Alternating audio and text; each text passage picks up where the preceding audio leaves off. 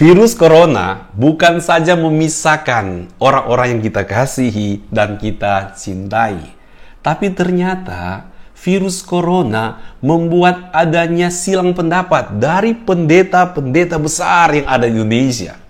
Bukan saja silang pendapat, tetapi mulai saling singgung satu dengan yang lainnya. Mulai saling serang satu sama yang lainnya. Seolah-olah mulai mengarah kepada melakukan penilaian rohani antar sesama pendeta. Melakukan pengukuran iman satu dengan yang lainnya.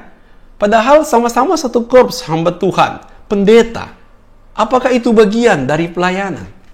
Pendeta Stephen Tong mengakui bahwa ada pendeta besar di Indonesia, namun memberikan cap di situ. Dia berkata, pendeta penghujat Tuhan, pendeta penipu dan palsu, bernubuat dengan mengkopi Yesus yang palsu, memalsukan Yesus, menantang pendeta mendemonstrasikan kuasa Tuhan. Bagi pendeta-pendeta yang suka buat kebaktian kebangunan rohani, kesemuan ilahi, ayo bikin pertemuan di Istora atau di Stadion Gelora Bung Karno dan demonstrasikan kuasa Tuhan. Dia pengen lihat. Apakah memang harus seperti itu?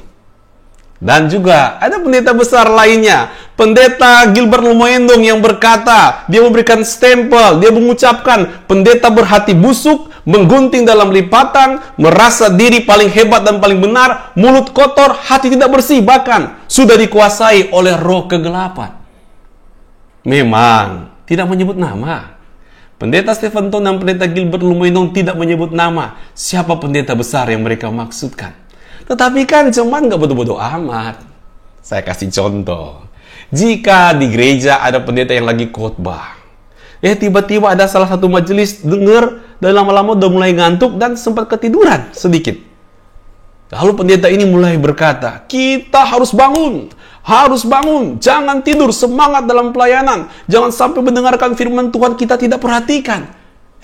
Memang pendeta ini tidak menyebut nama majelis itu. Tetapi kan cuman gak bodoh-bodoh amat. Sudah tahu siapa yang dia maksudkan.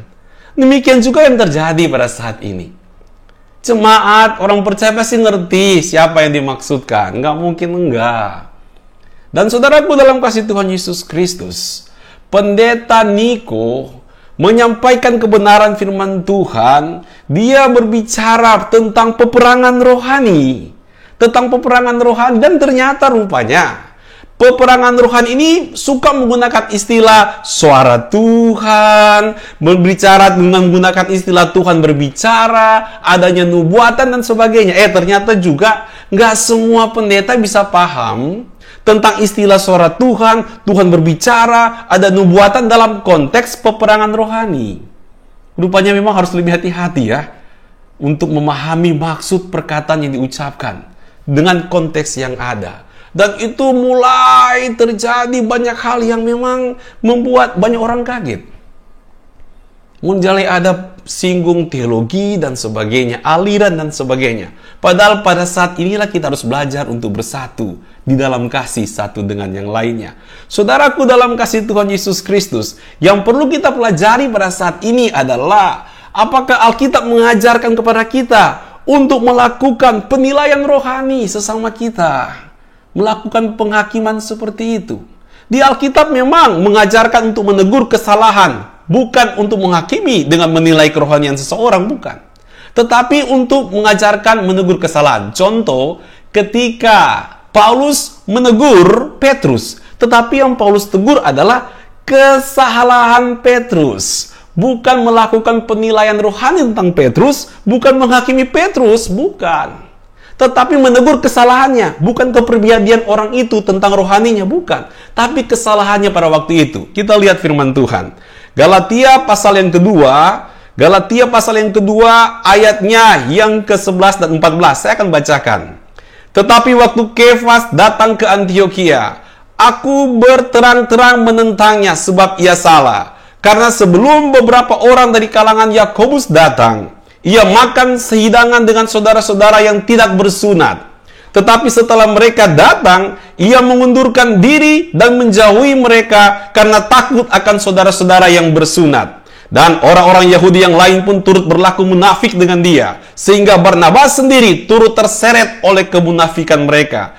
Tetapi waktu kulihat bahwa kelakuan mereka itu tidak sesuai dengan kebenaran Injil, aku berkata kepada Kefas di hadapan mereka semua, jika engkau seorang Yahudi, hidup secara kafir dan bukan secara Yahudi, bagaimanakah engkau dapat memaksa saudara-saudara yang tidak bersunat untuk hidup secara Yahudi? Saudaraku, perhatikan yang dilakukan oleh Paulus. Kalau salah, tegur salah. Tentang kesalahan itu. Jangan merembet kemana-mana. Siapa sih pendeta yang nggak pernah salah? Adakah pendeta yang sempurna di muka bumi ini? Tentu tidak ada. Tetapi Anda bukan berarti punya hak untuk menghakimi pendeta itu. Enggak seperti itu. Untuk menilai dia dengan cara menghakimi, nggak bisa seperti itu. Kita boleh memberikan koreksi, menegur kesalahannya, tapi bukan tentang melakukan penghakiman tentang pribadi orang itu, hamba Tuhan itu. Rasanya Alkitab tidak mengajarkan seperti itu. Memang saudaraku, dalam 2 Korintus 11 ayat 4, saya baca buat kita semuanya.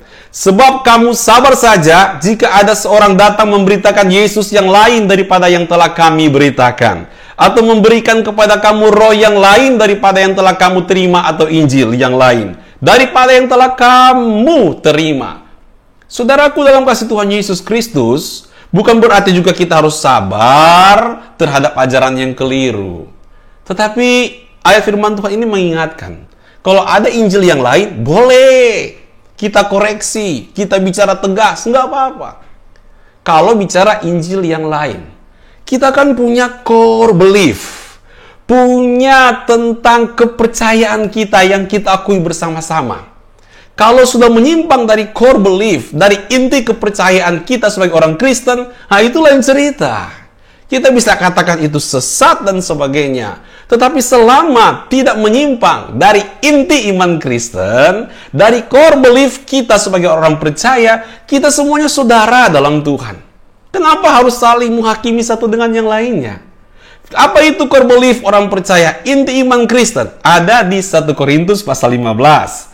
Ayat yang pertama, 2, 3, dan 4. Mari saya akan bacakan buat kita semuanya ya.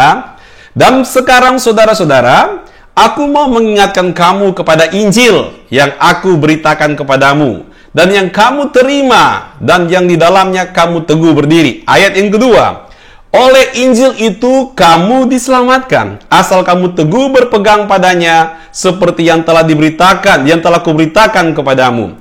Kecuali kalau kamu telah sia-sia saja menjadi percaya. Ayat 3. Sebab yang sangat penting telah kusampaikan kepadamu, yaitu apa yang telah kuterima sendiri, ialah bahwa Kristus telah mati karena dosa-dosa kita sesuai dengan kitab suci, bahwa ia telah dikuburkan, dan bahwa ia telah dibangkitkan pada hari yang ketiga sesuai dengan kitab suci.